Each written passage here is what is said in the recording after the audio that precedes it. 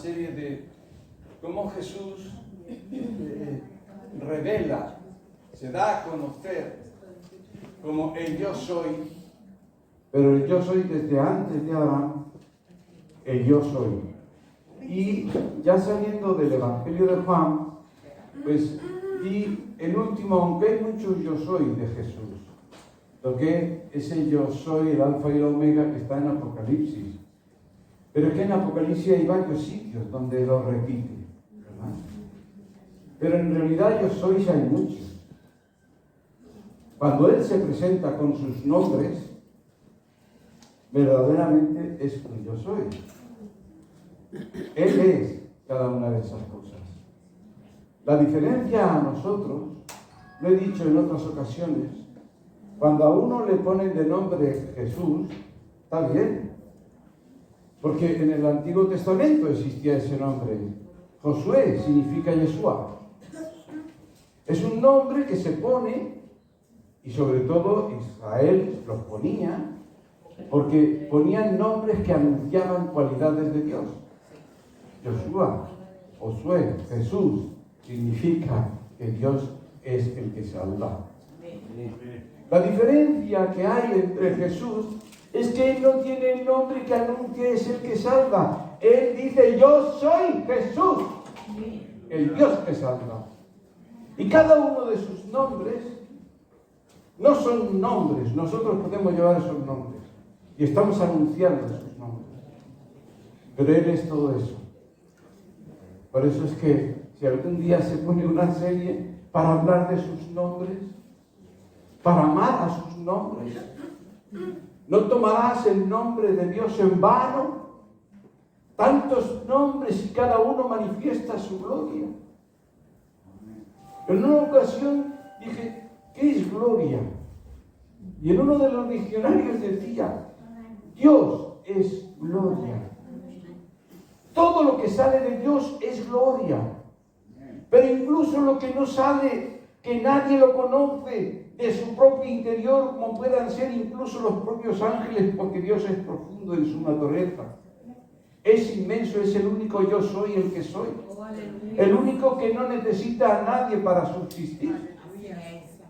Pues verdaderamente ese es Él. Por eso es que hay muchos yo sois, pero terminamos con este yo soy del Apocalipsis, yo soy el alfa y el omega, el principio y el fin, dice el Señor, el que es y que era y que ha de venir, el Todopoderoso. Eso está en Apocalipsis 1:8. Sobre Apocalipsis, pues ya que empezamos, aunque era el yo soy, pues quise tocar los versículos siguientes porque son hermosos, porque allí Juan ve, se presenta el mismo Señor en una visión, con una voz, con unas formas que no la vio ni siquiera en la transfiguración cuando estuvo allí en el monte con su hermano Santiago y Pedro. No conocía ni la voz, me giré a ver quién era esa voz, ¿verdad? Lo que pasa es que esto podríamos decirlo, ahora nos vamos del versículo 9 hasta el 20, y estando preparándolo digo, no puedo dar todo este tiempo. Por tanto, vamos a dar hasta donde lleguemos y el domingo que viene pues seguiremos con él. Quiero deciros sobre la palabra Apocalipsis, ya que estamos ahora hablando sobre partes del Apocalipsis. Para la mayoría de la gente, Apocalipsis significa fin del mundo, desastres, catástrofes. Pero la palabra Apocalipsis no significa eso. Nosotros sabemos que aunque habla de ciertas cosas, verdaderamente la palabra Apocalipsis significa revelar. Apocalipsis es la revelación, ¿verdad? Revelación. El Apocalipsis no es la revelación de los sucesos futuros. El Apocalipsis es la revelación de Jesucristo. El futuro no es lo que ocurrirá. El futuro es lo que nuestro Señor hará. Eso es el futuro. No son circunstancias ni casualidades. Por eso el Apocalipsis es la revelación de Jesús, de lo que Él hizo, hace y hará. Por eso que el texto, podríamos decir, principal, que define un poco el Apocalipsis, simplemente para ponerle como un eje que aclare un poquito de dónde está en Apocalipsis 17, 14 al principio, que dice: pelearán contra el Cordero y el Cordero los vencerá, porque Él es el Señor de los señores y el Rey de reyes. O sea que el mensaje principal del Apocalipsis es la revelación de Jesucristo y de la victoria de Jesucristo sobre todos sus enemigos, pero también la victoria de la Iglesia. Por la sangre de Cristo, en Cristo somos vencedores. Y es por la fe en Cristo y por su gracia, ¿verdad? Por eso el Apocalipsis empieza diciendo la revelación de Jesucristo. Dijimos: yo soy el alfa y el omega, el principio y el fin, dice el Señor, el que es, el que era, el que ha de venir, el Todopoderoso. Pero cuando él oye esta voz, resulta que ya el ángel en visión le había dicho que escribiera de parte de Jesús. Pero ahora ve la visión y se le dice que escriba. Claro, ahora en el Apocalipsis ya está fuera. Ahora escribe. Y cuando dice: y oí esa voz, yo soy el alfa y omega, y describe cómo era esa voz, lo normal es que del 9 pase al versículo 12, dice: y me giré para ver qué voz era, pero en el libro escribe y se presenta. O sea que estos versículos que siguen, el 9 y el 10, se presenta diciendo: yo, Juan, os escribo. Y entonces empieza a explicar quién es, dónde está, por qué está, qué es lo que ha pasado. Antes de dar la revelación, es diciendo: no necesito muchas explicaciones. Todos conocían a Juan. Todos conocían al apodado Hijo del Trueno por Jesús. Ahí donde tú lo ves. El que no mata a una mosca. El discípulo del amor. Él y su hermano Santiago, Jesús los apodó hijos del trueno. Y esos dos estaban dentro del círculo más cercano junto con Pedro. Cuando Jesús quiso revelarse, no como se reveló allí, porque aún estaba así, pero se los llevó al monte, mientras los otros quedaron atendiendo a la gente que venía a Jesús, y allí se transfiguró. Entonces, era bien conocido por todos, no necesitó dar muchas explicaciones, pero quiso dar explicación de cómo ocurrió todo eso. Y dice el versículo 9: yo, Juan, vuestro hermano, y compartícipe en vuestro en la tribulación, en el reino y en la paciencia de Jesucristo. Estaba en la isla llamada de Patmos por causa de la palabra de Dios y del testimonio de Jesús. Ya os he dicho, hermano de Santiago, uno de los tres, junto con Pedro, ¿verdad?, estuvieron en la tribulación. Está en la manifestación de Jesús cuando se transfiguró. Vuestro hermano, me gusta porque es el apóstol. El que el Señor dijo a Pedro: ¿a ti qué te vas si yo quiero que quede hasta ahora? Y lo tenía que dejar. Ya no quedaba ningún otro de los apóstoles. Quedaba él solo. Ya hacía tiempo habían desaparecido. Los demás se habían partido con el Señor. Pero no se presenta como apóstol. Oh, aleluya. ¿Sabes que poco antes de estar lavando los pies Jesús a los discípulos, ellos por el camino hacia el lugar ese iban discutiendo quién iba a ser el mayor? ¿Sabes que compinchados con su madre Juan y Santiago fueron a Jesús a forzarle para que en el reino, porque ellos pensaban que iba a establecer allí en ese momento el reino, pusiera a uno a la derecha y otro a la izquierda, a los dos preferentemente? Ellos consintieron. Y los otros también se enfadaron. ¿Sabes eso? Y Jesús, después de todo eso, le lavó los pies, todos. Aleluya. Y ahí ya no dice Juan, yo el apóstol.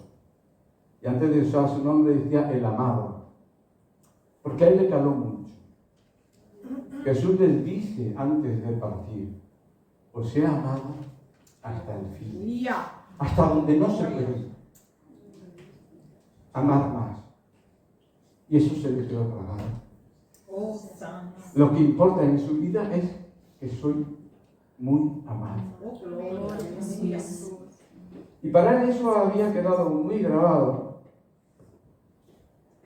de forma que el hijo del trueno ahora se ha hecho humilde, ¿verdad? Lleno de amor. El maestro lo ha transformado. Oh, aleluya, Jesús. Dice, compartícipe vuestro en la tribulación, en el reino y en la paciencia de Jesucristo. Compartícipe vuestro en la tribulación. Fijaros bien, aparte de eso, Él no se pone por encima de los otros, sino es que el mismo Jesús, al que le da un lugar más alto, es al que va a poner para que sea ejemplo. Aleluya, gloria a Jesús. Y dice, partícipe vuestro en vuestras tribulaciones, en el reino y en la paciencia de Jesucristo. Y si Jesús allí está y lo dice, yo estoy aquí para animar. Es que el mismo Jesús. ¿Es que acaso crees que Jesús no fue el primero?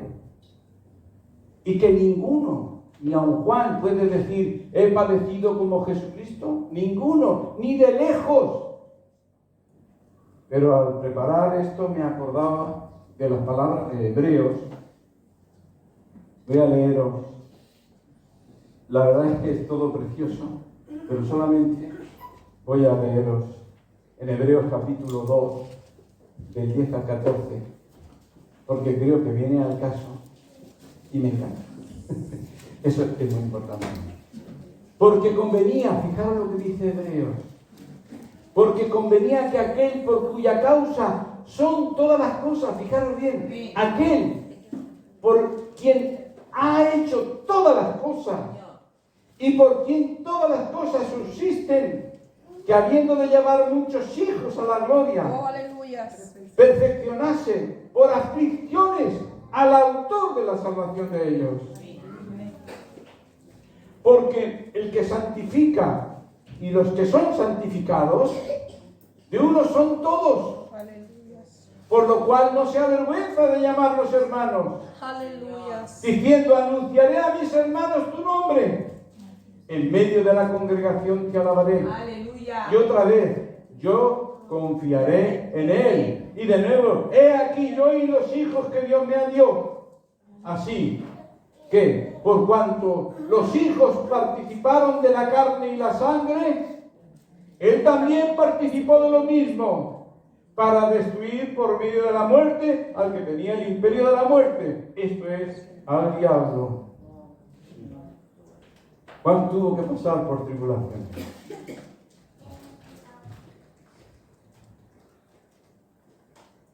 Hay muchos no entienden este regalo. Porque a vosotros, dicen, se os da dado padecer por Jesucristo como Él padeció por vosotros. Padecer por predicar la palabra. Padecer por dar testimonio. ¿Verdad? Y dice, sigo, estaba en la isla llamada de Patmos. La isla de Patmos, a ver, no es que esté aquí pegando, pero no está lejos. Está a menos de 3 horas en avión. Está ahí en el Mediterráneo. Después de Italia, está Grecia, es unas islas de Grecia. Era una isla que se usaba por los romanos, parecido, habréis visto las películas esa de Alcatraz, ¿no? Esa isla rodeada de agua, de Alcatraz. Es una isla de unos 5 kilómetros de ancha por unos 10 de larga, no es grande, era rocosa, y actualmente tiene unos de 2.500 a 3.000 habitantes. Es una pequeña isla, pero está ubicada. La conocían todos y ahora nosotros conocemos más. O sea que esto estaba pasando. Si vas a Alemania son 2 horas, 2 horas y media en vuelo, y si vas allí son más o menos parecidos, un pelín más, pero no más. Por causa de la palabra de Dios. Esto me entristece. Por causa de la palabra de Dios. No me entristece porque Él esté allí por la causa de la palabra de Dios. Me entristece que si aquí no hablamos a los demás, sabiendo que lo único que pueden hacer es despreciarnos, pero nada más, ¿qué haríamos si nos estuviéramos jugando la vida? Es algo que es a meditar. Porque ya hemos visto lo que hizo Jesús.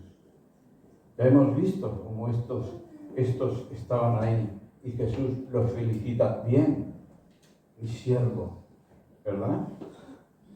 Y por causa del testimonio. Hay quienes pueden predicar y hablan de Jesús. Hay quien tiene más facilidad. Y hay quien habla todo. A otros les cuesta más abrir, quitar el fuego, abrir. Pero ojo, a lo mejor el que tiene facilidad para hablar, cuando ve peligro se esconde. Mientras que otro, que a lo mejor le cuesta más, cuando ve el peligro no se esconde. Es que aquí está hablando de 2 cosas distintas. Estaba aquí por causa de la palabra de Dios, porque no callé, porque la prediqué y también por el testimonio. ¿Sabéis? Esto del testimonio, al estar escribiéndolo, pues claro, se me venían textos para ayudar a entender qué está diciendo por causa del testimonio. Porque una cosa es por causa de la palabra y otra cosa es por causa del testimonio. ¿Sabes quién falló a la hora de dar el testimonio? Pedro. Pero tranquilo, también nosotros fallamos. Pero el Señor siempre te va a dar una oportunidad. Amén. Por tanto, ¿sabes qué es lo que cuenta? La última, la victoria. Aleluya. Esa cuenta. Por eso, Pedro falló. El Señor le dice, Lucas 22, del 33 a 34, y le dijo, Señor, dispuesto estoy a ir contigo, no solo a la cárcel, sino también a la muerte. Es que el testimonio, Jesús dice que también ha habido hermanos siguiendo las enseñanzas de Jesús. Pasaba en la época de la iglesia primitiva. Cuando tú estabas acogiendo a un hermano y eras el anfitrión, el dueño de la casa, y sabes que vienen a por ese hermano, y que si le das que se escape, tú vas a parar con la vida de él. Y ponían la vida el uno por el otro, como Jesús había enseñado. Esta palabra puede ser dura y difícil para el lenguaje de hoy. Un verdadero creyente, cuando veía a otro hermano que lo llevaban preso y le van a flaquear las fuerzas, aunque a él no lo habían tomado, podía ir allí yo también, hermano. Y los dos. Porque nos fortalecemos los unos a los otros.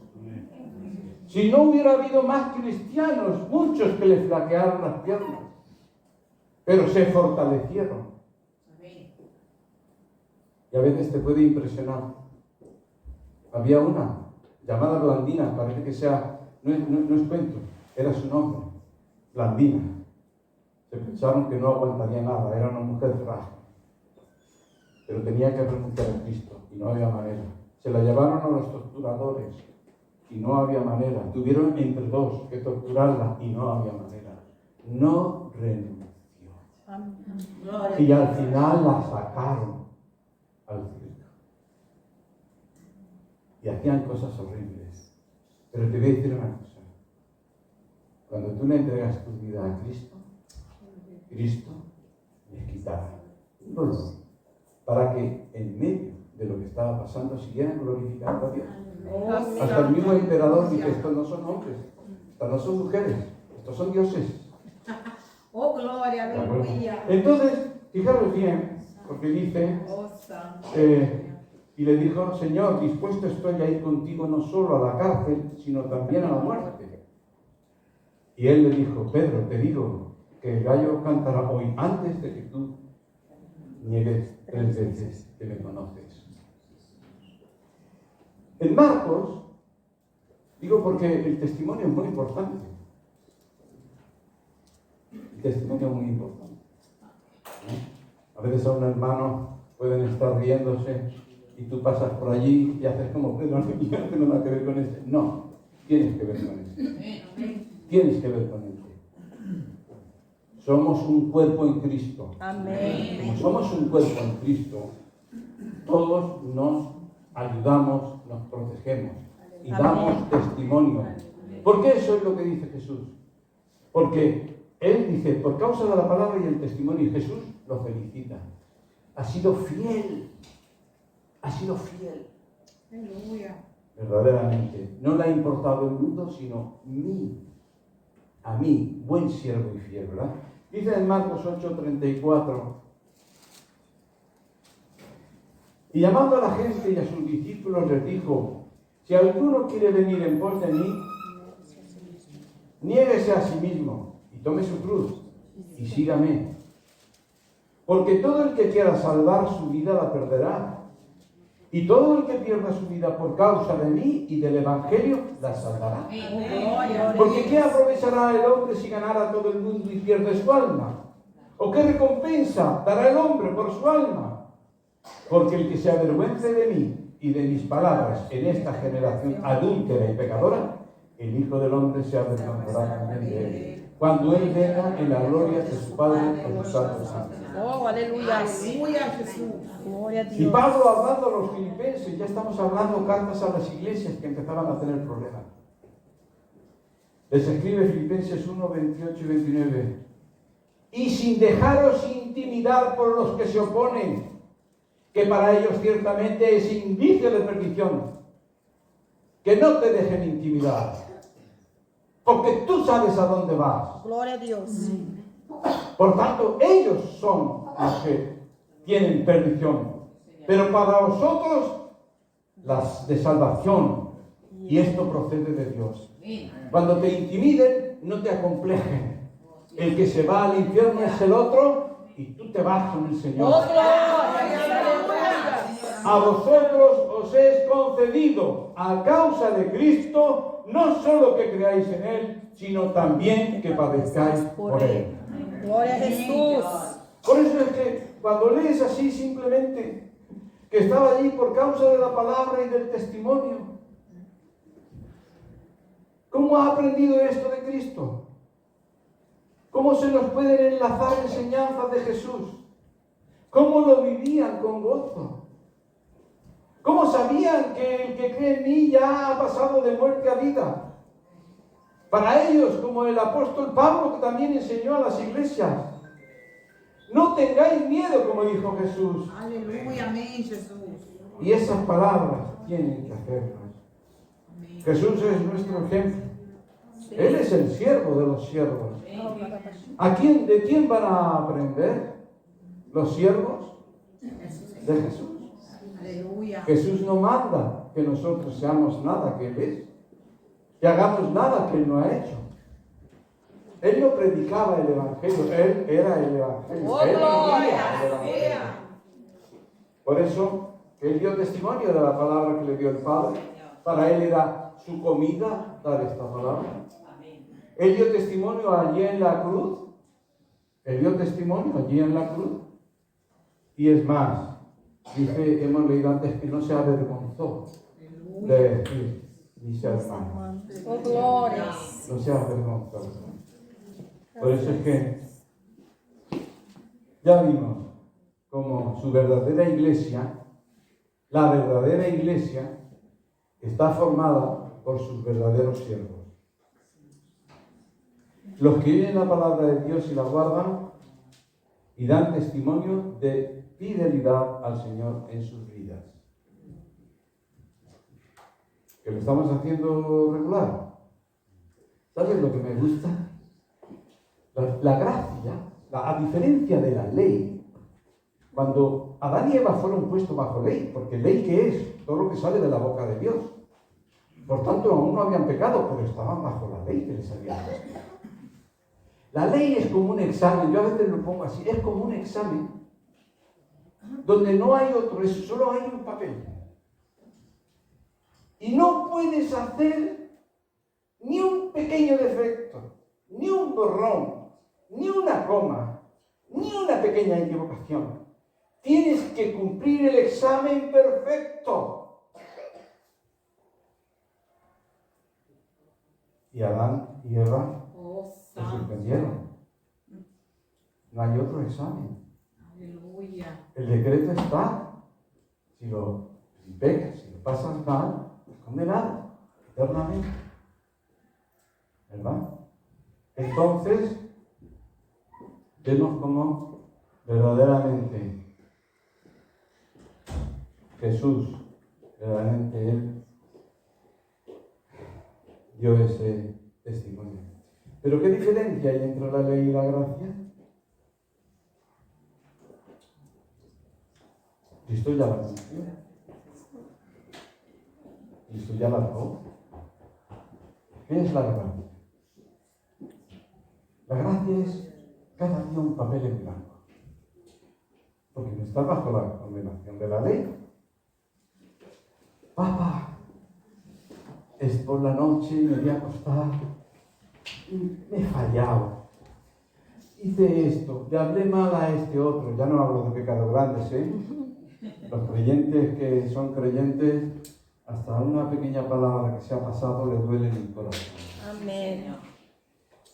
Pero gracias, papá, porque tú mañana me vas a dar un papel en blanco, donde yo este dibujo que me ha salido retorcido, cada vez lo voy a perfeccionar. Gloria a Porque yo Jesús. quiero acabar dibujando mi vida conforme a la vida de Cristo Jesús. Y el Espíritu Santo me está ayudando a ser transformado. Esa es la gracia. Gracias, Que sepas que en todo momento gracias Jesús. he pecado. Perdóname, Señor. En este momento, a la basura. Oh, glorias, Porque gracias. Cristo ya pagó todo. Porque aquí ya no estamos hablando de ley. Ahora estamos hablando de la gracia, que es la única con el Espíritu Santo que está ahí para poder transformarnos. Y ese hermano, no te mires, dice, cuando mires en el espejo no te mires a ti. Mírate cómo estás siendo transformado. El Espíritu Santo está trabajando como un modelo. El Espíritu Santo no hace así, es como esos cuadros tan caros que yo los miro de arriba para abajo y les doy la vuelta y digo, me gusta más lo de atrás que lo de adelante. Porque ya. Entonces, dice, yo estaba en el Espíritu. ¿Qué sería estar en el Espíritu? Estar en el Espíritu, no cabe duda que está claro. Pedro estaba en el Espíritu cuando el Espíritu lo tomó y le dio una visión y bajó un lienzo, mata y come, tú lo llames inmundo, lo que yo he santificado. Pablo estaba en el Espíritu y cuando estás en el Espíritu es tan real que dices que no sé si fue transportado mi cuerpo verdaderamente allí al paraíso o fue en espíritu. pero estaba en el Espíritu. El Espíritu te da dando una visión, da lo mismo. Si es de día, se llama visión, y si es de noche, se llama sueño, pero es lo mismo. Quiere decir que tú estás a disposición del Espíritu Santo las 24 horas. Es lo mismo un sueño que una visión. Entonces él estaba en el Espíritu. El Espíritu lo había tomado. En el día del Señor. No te vayas a los comentarios que te guiarán. ¿Por qué? Porque depende de quién lo esté escribiendo. Los que son sabatistas, que creen que el sábado es el séptimo día y que está en vigencia, pues dirá que estaba en sábado, allí en la presencia de Dios.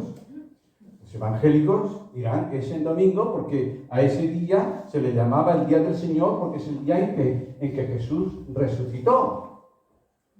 Pero es que también puede ser que estuviera en el Espíritu Santo recordando, ya soy viejecito, Señor, tú dijiste que volverías. ¿Cuándo vuelves? ¿En qué podía estar pensando? En el día del Señor. No importa. No importa. Porque él seguía esperando. Y nosotros seguimos esperando, ¿verdad? Por eso es que dice, y oí una voz. ¿Tú oyes a veces? Aunque no sea como grande. Porque si tienes el Espíritu Santo, Jesús te habla. Amén. Y Él quiere que tú le oigas. Amén. Aleluya. ¿Vale? Sin el Espíritu Santo no puedes. Pero aun con el Espíritu Santo hay tanto ruido en nuestras vidas que a veces no oímos. Él quiere que yo esté en el Espíritu. Es más, puedo vivir sin visión, andando en el Espíritu. Es posible. Y nos busca para que nos llenemos del Espíritu Santo. ¿Verdad? ¿Y qué es lo que oyó? Detrás de mí una gran voz como de trompeta. ¿Verdad? Era una voz fuerte, es una trompeta fuerte. Eso se asocia a la divinidad. Era fuerte, era clara, era sonido de trompeta. ¿Verdad? El mensaje que iba a dar era muy importante. Las trompetas sonaban, había muchos sonidos de trompeta, llamada a la guerra, cualquier cosa. El mensaje de trompeta, primeramente, aquí la trompeta quien la tiene es el Señor. Su voz es trompeta. Su voz es llave. ¿Sabes lo que significa llave? Hoy día vemos películas, quizás demasiadas, pero vemos películas. Y hoy día hay llaves que abren la puerta.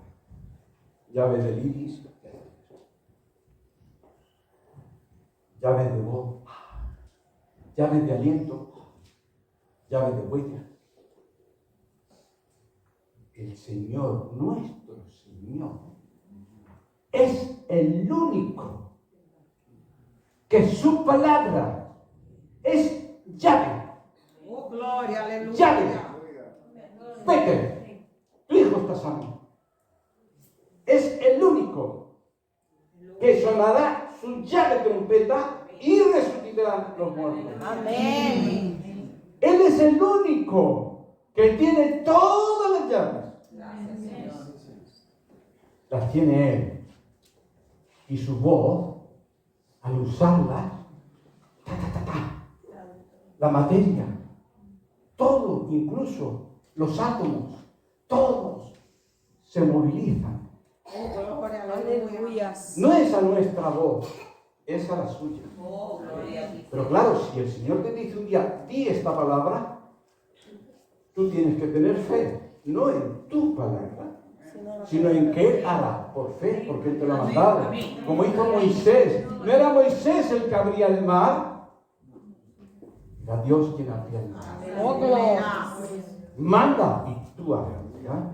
Por eso es que, y entonces la voz decía, una voz como de trompeta,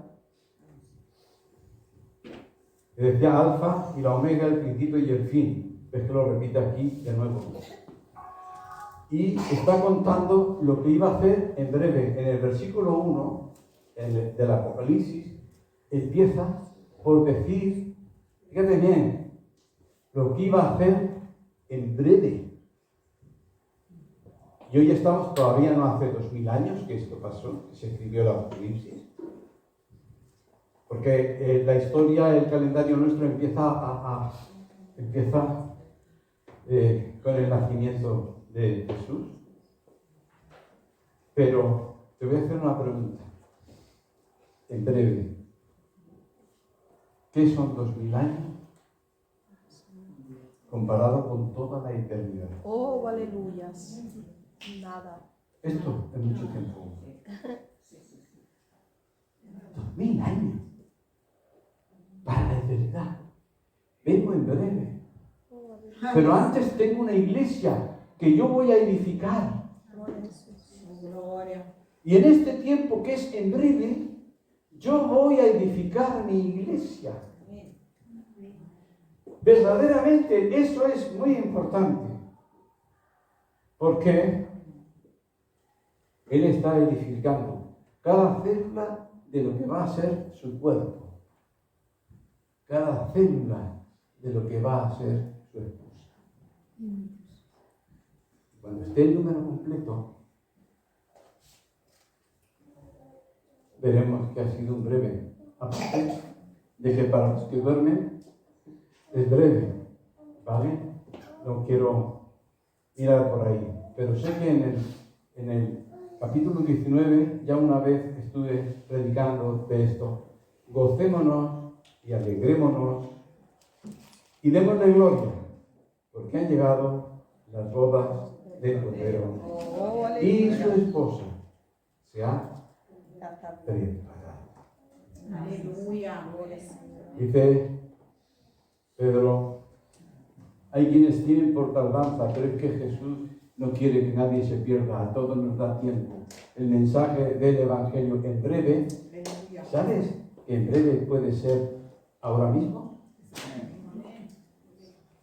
Puede ser en cualquier momento. Que hay dos formas de que viene el Señor. ¿Sabes que cuando se te lleva en el alma viene el ángel del Señor y te lleva a su granero, al paraíso? Ha venido a por ti, ya ha venido, el Señor ha enviado a por ti.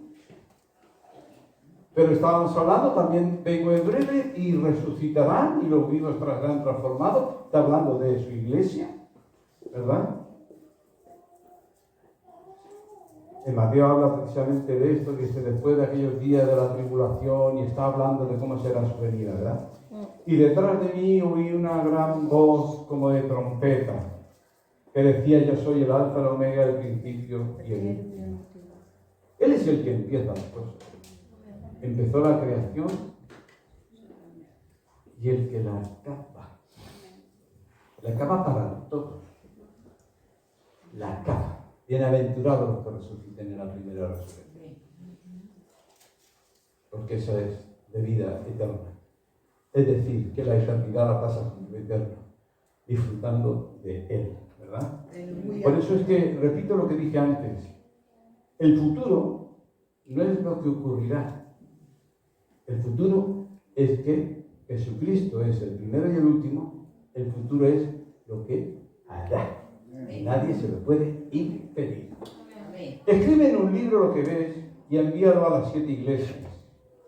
Es curioso porque aquí habla de 7 iglesias que son, vimos que empezó con una iglesia, un candelero, después ves que van creciendo iglesias, algunas de estas las levantó Pablo en sus viajes, como puede ser Éfeso, y otras quizás algunos de los discípulos de Pablo, porque Pablo tuvo una escuela, precisamente estaba preso, pero sin embargo le dejaban que vinieran y ahí estaba, ¿verdad?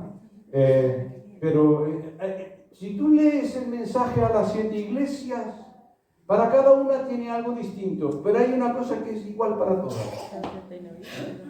Y lo mismo para la iglesia Cristo Reina. Aleluyas. Todas, yo conozco tus obras. Y a la otra, yo conozco tus obras. A la otra, yo conozco tus obras. Aleluyas. Quizás sea demasiada coincidencia o casualidad, no coinciden las iglesias, pero Pablo escribió cartas a 7 iglesias. Eran distintas. Una de ellas sí, era Éfeso, otra Los de Filipos, Tesalónica, Roma, incluso Corintio, eran iglesias más lejanas. Pero acerca de esto, deciros que el mensaje a las 7 iglesias, hay quienes dicen que son diferentes épocas, pero te das cuenta que aquellas iglesias eran de la misma época, estaban prácticamente en la misma zona, pero venían viviendo distintas situaciones. O sea que nosotros podemos estar pasando por distintas situaciones. El mensaje, en resumido, a estas, se escribe a las iglesias: yo conozco tus obras. Quiero que en aquello que no me agrada te doy tiempo para que lo corrijas y lo cambies. Si haces ese esfuerzo, fíjate que te da ya la salvación, te da un montón de cosas, te ha cambiado el futuro, la eternidad te la ha cambiado. Y aún encima te dice: te doy más premios. Te doy más premios para cada uno de los casos. Pero si no, vendré. Te echaré. Hemos visto toda la vida. Cortaré. Echado al fuego. Hermanos, no sé si somos conscientes, yo creo que muchas veces no, hasta dónde. Y me volví para ver la voz que hablaba conmigo y vuelto, vi 7 candeleros de oro, y en medio de los 7 candeleros a uno semejante al Hijo del Hombre. Hasta aquí. El domingo que viene continuaremos, pero quiero daros este pensamiento. Todos somos guapos y todos somos guapas. Pero si te miras cómo serás, entonces somos feos, ¿verdad? Todos somos guapos y somos guapos. Aquí el protagonista, lo primero que vio fueron los candeleros, las iglesias, lo primero, y a Jesús en el centro. El importante es Jesús. Amén. Aunque no existiera la iglesia, Él sigue existiendo. Él es el yo soy. Pero fijaros una cosa. El que no sabe ver, puedes mirar a tu derecha, a tu izquierda, al que está enfrente. ¿Es del Señor? Si yo no sé ver al resto del cuerpo de Cristo, si yo no sé ver al candelero, difícilmente podré ver al Jesús que está en medio, al Jesús de la iglesia, al que dio su vida. Ese estamos ahí. Por eso es que, hermanos, siempre nos lleva de enseñanza a enseñanza. Porque el Padre dice: es que el Señor me ama como soy. Estoy de acuerdo, pero no es verdad. Porque si no, entonces no quería transformarte conforme a la imagen de Jesús. No te engañes a ti mismo ni a ti misma. No nos engañemos, dice el Señor, No nos engañemos, ¿verdad? Hermanos del alma, el Señor os bendiga. Continuamos la semana que viene.